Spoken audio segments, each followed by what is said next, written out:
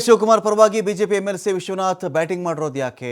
ಖರ್ಗೆ ವಾರ್ನಿಂಗ್ಗೆ ಕೈ ನಾಯಕರು ಸೈಲೆಂಟ್ ಆಗಿರುವ ಬೆನ್ನಲ್ಲೇ ವಿಶ್ವನಾಥ್ ಅವರು ಈ ಮಾತನಾಡಿದ್ದಾರೆ. ಖರ್ಗೆ ಅವರು ಒಂದು ಕಡೆ ವಾರ್ನಿಂಗ್ ಮಾಡಿ ಹೋಗಿದ್ದಾರೆ, ಎಲ್ಲರೂ ಕೂಡ ಬಾಯಿ ಮುಚ್ಕೊಂಡಿರಬೇಕು, ಬಾಯಿಗೆ ಬಂದಂತೆ ಇಲ್ಲಂದ್ರಲ್ಲಿ ಮಾತಾಡಬೇಡಿ, ಗುಂಪು ಸೇರಬೇಡಿ, ಪಕ್ಷಿ ಕೆಟ್ಟ ಹೆಸರು ಬರುತ್ತೆ ಇದರಿಂದ ಅಂತ ವಾರ್ನಿಂಗ್ ಮಾಡಿ ಹೋದ್ಮೇಲೆ ಇದೀಗ ವಿಶ್ವನಾಥ್ ಅವರು ಮಾತಾಡೋಕ್ಕೆ ಶುರು ಮಾಡಿದ್ದಾರೆ. ಇಲ್ಲಿ ಮತ್ತೆ CM ಆಪ್ತ ಸಚಿವ ಅಸಮಾಧಾನಕ್ಕೆ ಇದು ಕಾರಣವಾಗುತ್ತಾ? CM ಆಪ್ತ ಸಚಿವರ ಅಸಮಾಧಾನಗಳಿಗೆ ಇದೆಲ್ಲ ಕಾರಣ ಆಗುತ್ತೆ. CM ಜೊತೆಲಿ ಅನೇಕರಿದ್ದಾರಪ್ಪ.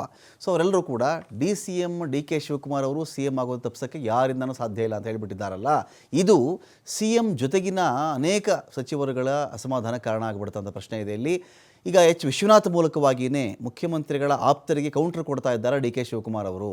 ರಾಜಕಾರಣ ಅಂದರೆ ಫುಟ್ಬಾಲ್ ಅಲ್ಲ ಕಣ್ರಪ್ಪ, ಅದು ಚೆಸ್ ಗೇಮ್ ಅಂತ ಹೇಳ್ತಾ ಇದ್ರು DK ಶಿವಕುಮಾರ್ ಅವರು. ಯಾವಾಗಲೂ ಅವ್ರು ಮಾತಾಡ್ತಾರೆ ಅದನ್ನು.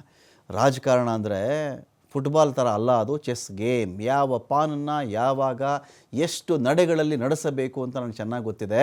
ಕನಕಪುರದಿಂದ ಕಿವಿ ಮೇಲೆ ಹೋಗಿ ಇಟ್ಕೊಂಡು ನಾನು ಬಂದಿಲ್ಲ ಇಲ್ಲಿ, ನಾನು ಸನ್ಯಾಸತ್ವಕ್ಕೂ ಇಲ್ಲಿ ನಾನು ಬರಲಿಲ್ಲ, ನನಗೂ ರಾಜಕಾರಣ ಗೊತ್ತಿದೆ, ರಾಜಕಾರಣ ಮಾಡೋಕ್ಕೆ ಅಂತಲೇ ನಾನು ಬಂದಿರೋದು ಅಂತ ಹೇಳಿ DK ಶಿವಕುಮಾರ್ ಮಾತಾಡ್ತಾರೆ.